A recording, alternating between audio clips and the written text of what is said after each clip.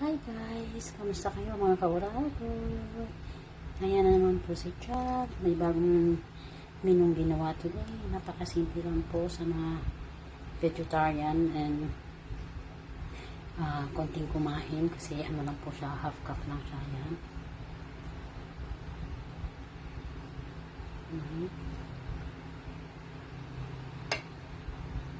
Mushroom,